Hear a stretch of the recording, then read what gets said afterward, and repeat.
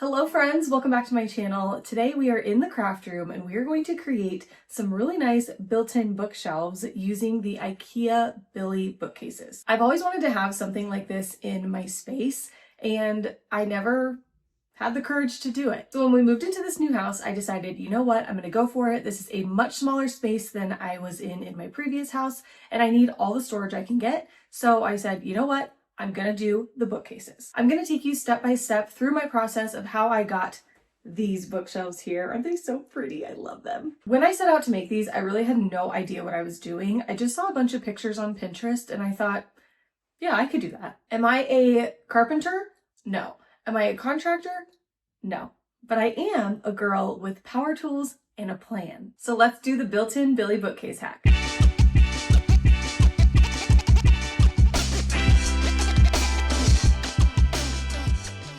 This is what the craft room looks like with absolutely nothing in it. This is totally bare bones. We are going to completely transform this space and these built-ins are the first step. So I had to, of course, go to IKEA to get my Billy bookcases. I'm going to use the regular sized ones as well as the skinny ones that you see here. So I bought 3 of the regular Billy and 2 of the skinny Billies. I also got the height extension units for all 5 of our bookshelves. The plan is to build a base here, then put the bookcases with the height extension, and then we'll mold out to the top and we'll just have it be all full built-in vibes. Here's a little very super artistic, realistic, absolutely to scale drawing of what my plan is for these built-ins. Okay, we're in the new studio. I've got all of my IKEA haul in the room, and the next step is to put it all together. Not my favorite thing.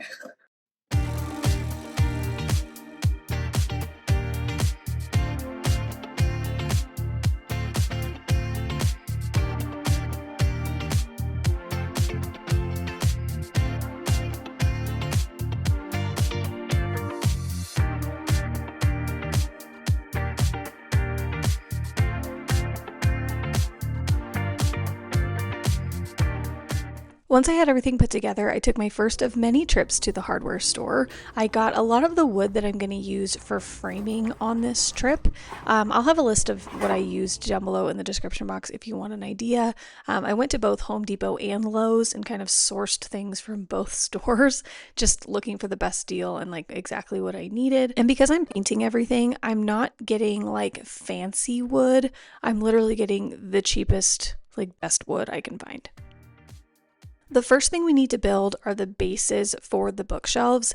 These are going to go at the very bottom right on the carpet and they're going to raise the bookshelves up by about 6 inches. So these planks of wood that I got are 2 by 6. So they're 2 inches thick and they're 6 inches high. And I just got the longest that I could fit in my car, which was 8 feet. And we're going to cut them down to fit our bookshelves. I'm going to make 3 bases and put them all together along my wall so that we have a nice platform for each one of our bookshelves. Hello, ready? I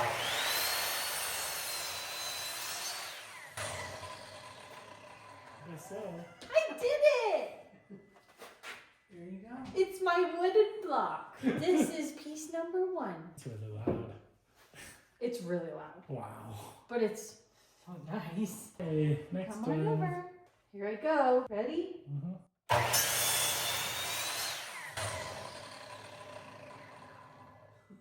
Maybe you need some earplugs. Yeah, seriously. Okay, so this is side number 1. I'm going to cut another piece of wood the exact same size. Yes? Is that one? Yes. This is going to go on this end, like this. And then this is going to go over here. I'm going to cut another one of these to go wherever I made that mark. They're right there. Yeah, because the bookshelf is going to sit on this. The feet of the bookshelf are going to sit on this and this. And then You have to put 2. this and this. Yep. So you have to put 2 in the So middle? we'll put, this will be for 2 bookcases in the middle. Or you're going to put 2 in the middle? Correct. Okay. And then I actually don't need to make another one the same size because I'm going to have a small Billy and a big Billy. And then I'll make 2 of the small Billy, big Billy. But this is for the 2 big Billies in the middle.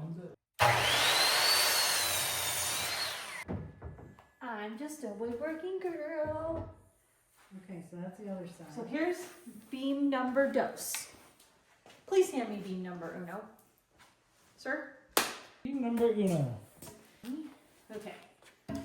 Now I'm going to cut this into 7-inch spots.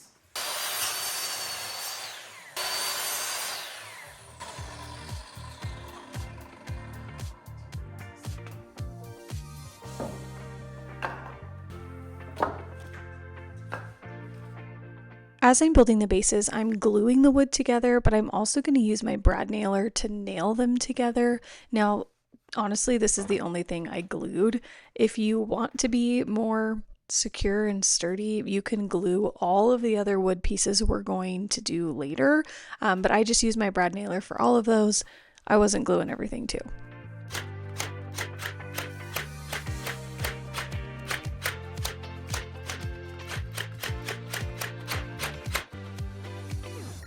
One like this. This one needs 2. This one needs 2.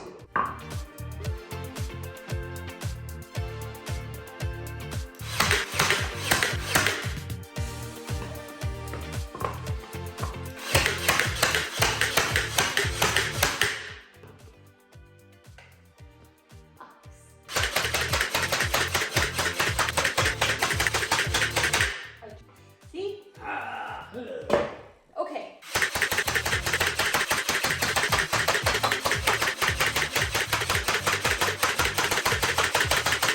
So I built one base for just my skinniest Billy, one base wide enough to hold 2 of the regular size Billies, and then a third base that holds 1 regular Billy and 1 skinny Billy, and I laid them all end to end against the back wall. Once they are built, I also screwed them all together to make them like one giant base instead of 3 separate pieces. So now that those are there, we're going to start putting the bookshelves onto the bases and make sure that everything is spaced out correctly and that we haven't made any grave mistakes so far. This is the end of day 3 and this is where we're at so far. So the next step tomorrow is to finish putting up all of the height extensions and securing the rest of the bookcases to the wall. And then we'll go in and do the bottom trim. Then we'll do all of the framing for the vertical lines and all of the shelves. So all the shelves will need to go in too. And then we'll get some thicker wood here to put on the edges to really fill that in and make it look nice and flush with the wall. And then we'll do the molding on the top and then we'll prime and paint it. I went back and forth on whether I wanted all of the shelves to be the exact same height, like across the entire wall, or if I wanted them to be a little bit varied, but ultimately, as you can see, I decided to make them all the same. I just feel like that gives it that built-in look, makes it look a little bit more high-end and not so kitschy and eclectic, but either way, you could totally do. Just know that once you put the shelves in and you frame everything out, you can't move them, so make sure you like where they are.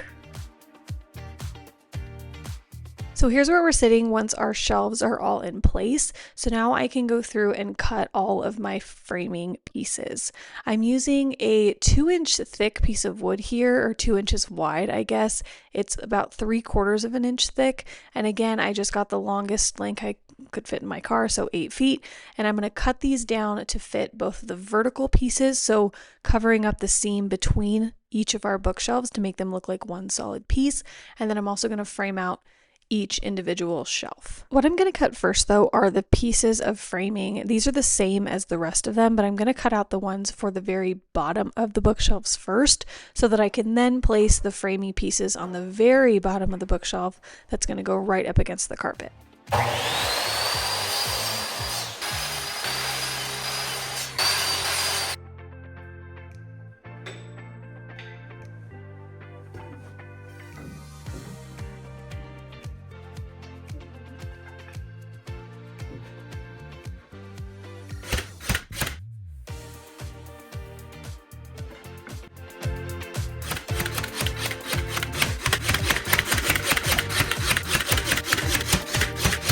Now I'm adding this big piece of trim down at the bottom. This is an 8-inch wide piece of wood and it's going from the bottom of that framing all the way down to the ground.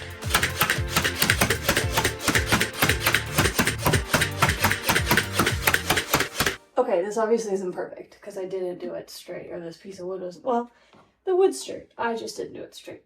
So what I'm gonna do, what I was gonna do anyway, is add a really small piece of like pretty molding to make it look nice and like wee across there. And then I'll just get a little piece of something where this meets, little line that can go all the way across, just to like make it look more finished anyway, I think. I don't know. I could have done it better, but whatever. I'm not a carpenter, so I'm just a girl.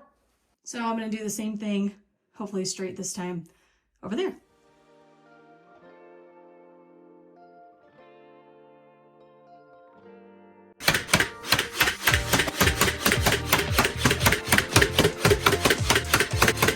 Did I learn from this bottom trim experiment and molding piece? Yes, I sure did. And the next time I do built-ins, I'm definitely going to do a better job of making sure the wood is straight and supported, and just making sure that I like maybe have a little bit more patience. I don't know. Back to my favorite thing ever, my saw.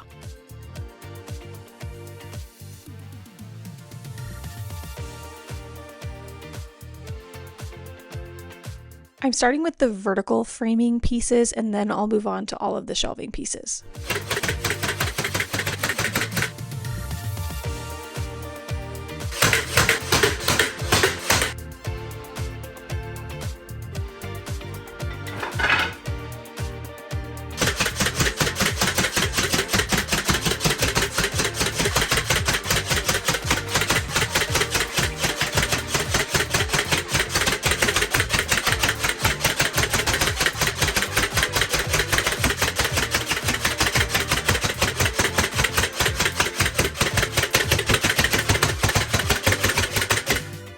Here's where we're at the end of day 4. Tomorrow we will tackle more trim and more molding. I got this little piece of like corner molding that fits perfectly in the little gap between my bottom floor piece and the carpet.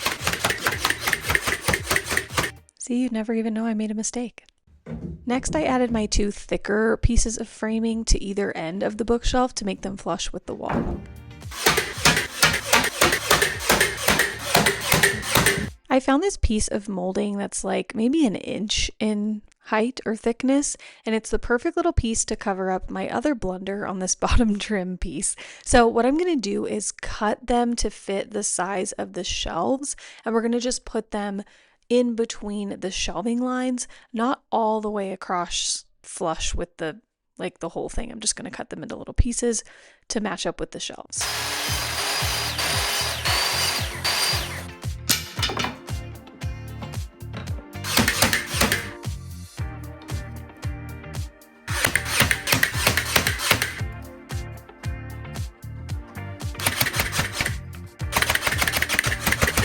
Okay, that made everything look so much better and so much more finished.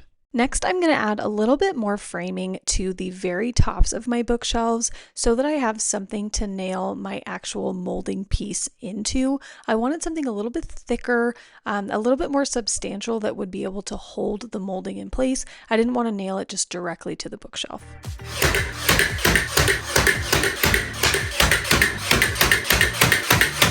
And I'm going to go right in adding my molding piece.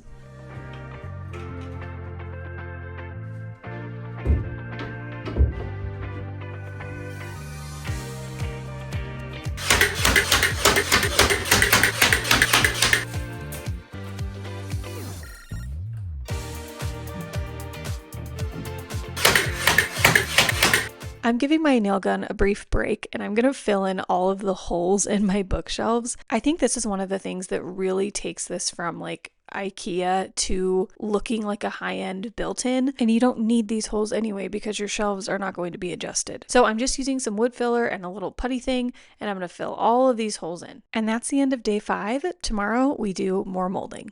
So I went to Lowe's and I got some little corner pieces to go on our edges. So we'll put them on either of these ends. Now these pieces definitely aren't necessary, but I wanted something to make these look a little bit more flush to the wall. I feel like those thicker pieces of wood at the very end did a really good job, but I just wanted something maybe like a little more decorative, a little bit more something.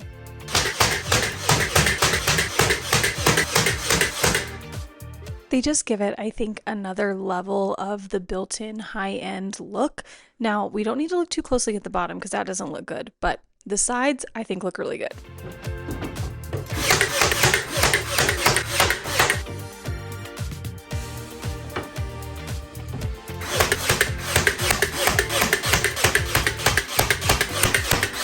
Did I piece two different kinds of wood together because I didn't want to go to the store and buy another piece of molding? Yes, I sure did, and it's going to look totally fine once we caulk it and paint it. Here's a little status update. This is where we're sitting so far. The next thing I need to do is go through and sand all of my filled holes so that they're nice and smooth, so when we go in and paint them, you can't see where all of this wood filler was. This, I think, was definitely the most annoying and tedious part of this entire process. I went through and sanded everything, and then I had to clean up all of the sanding dust from the shelves so that we could caulk and prime and paint and not have like dust in our paint. Okay, now we're time jumping a little bit because my father-in-law was in town and he was a huge help for me on this project. He kind of took over for a couple days. So at this point, after sanding, we have been caulked and primed. So he went through and he applied caulk to all of the little gaps, everything in between to make everything really nice and smooth. And then he primed it with this primer. Now this is a very, very important step. If you're painting any laminate furniture like IKEA, you need to use a shellac based primer. So this is the one I went with. I think you can get it at Home Depot. Like I said, I went to both Home Depot and Lowe's. I don't know which place I got this from. We did do 2 coats of primer to make sure everything was well covered, and that's where we're sitting at right now. I knew I wanted to paint this one of my favorite colors, my aqua, like Tiffany blue, but I didn't want it to be too teal or too bright or too loud. So I'm going to test a couple paint samples to see what looks best in my studio lighting. And the one I went with is called Rink from BEHR, and I got a satin finish. You can go with high gloss, semi-gloss. I thought satin would be the nicest and most durable for a space that's going to be very high traffic. So I went with Rink, BEHR, satin. Now it is finally time to paint, which is not an activity I enjoy, but the final result is like well worth it.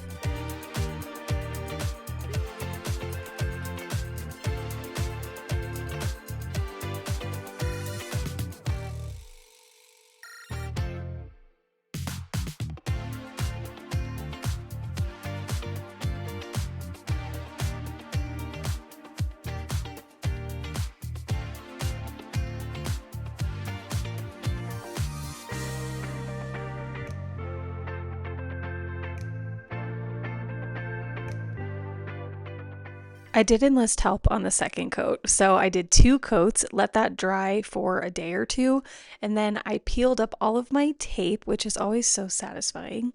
I do have a couple spots that I need to touch up, especially on the wall. I got a little too aggressive with my painting, and so I have to touch some spots up. But that's it. The bookshelves are done. So I'm going to let these sit for about maybe a week or 2 to let the paint really settle before I put anything on them. But I cannot wait to get all of my supplies in here, really bring the bookshelves to life. I think this is such a good start to our new craft space. Oh, I'm so excited. I hope you guys enjoyed this video. Let me know what you think down below in the comments. And don't worry, I am going to bring you along for the rest of my craft room setup. I've got another little IKEA furniture flip coming your way. We're going to declutter, we're going to organize, we're going to decorate, and we're going to have so much fun putting this craft room together. So make sure you're subscribed if you are not already, and I will see you very, very soon for another video. Okay, see you then. Love you. Bye.